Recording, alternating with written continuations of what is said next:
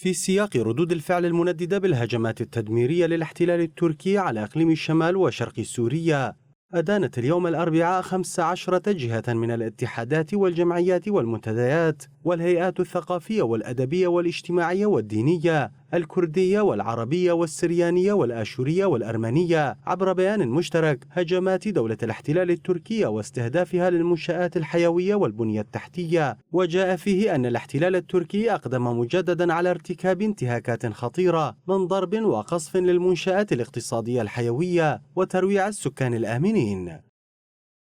تركيا لسلاح الطيران والمدفعية والطائرات المسيرة وانتهاجها عقلية القوى المفرطة هو دليل ضعف وحقد تاريخي وبرهان على همجية نظامها الفاشي المعادي لتطلعات الشعوب إلى الحرية والسلام. إن استمرار عدوانها هو استمرار لنهج الطورانية منذ تشكل الدولة التركية على حساب عذابات الشعوب الأصلية من كرد وعرب وأرمن وسريان آشوريين. وفي السياق أدان المجلس الاجتماعي الأرمني في إقليم شمال وشرق سوريا هجمات الاحتلال التركي، واعتبر الاعتداءات التركية على البنى التحتية ومراكز خدمة الأهالي جريمة حرب وفق قوانين الأمم المتحدة.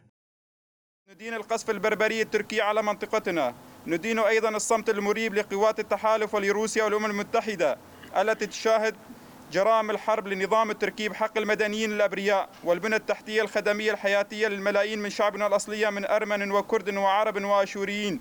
إننا كشعب أرمني ننظر إلى التخاذل الدولي مع مجرم الحرب التركي خيانة عظمى لكل شعوبنا في المنطقة وسقوط الجانب الأخلاقي الإنساني الذي يتباهى به الغرب. وفي الحسكة أدلى اتحاد المثقفين ببيان للرأي العام ندد فيه بالهجمات الأخيرة واستهداف المنشآت الحيوية والمدنيين العزل بطائرات الاحتلال المسيرة والحربية. وقرئ البيان في حديقة القراءة بمدينة الحسكة. وعبر انتهاجها العدوان واستمرارها بقصف المنشآت الاقتصادية الحيوية من مراكز توليد الطاقة الكهربائية وحقول النفط تسعى لتدمير مقومات الحياة وإجبار السكان على النزوح وإفراغ المنطقة من السكان ومحاولة لإعادة عناصر تنظيم داعش وأخواتها للمنطقة كأذرع إرهابية لضرب المكتسبات الثورية وتهديد السلم الأهلي وإطالة عمر الأزمة السورية. هذا واختتم البيان بتجديد العهد على البقاء صفا واحدا في مجابهة أطماع تركيا وسياساتها الفاشية واستمرار النضال حتى تحرير المناطق المحتلة.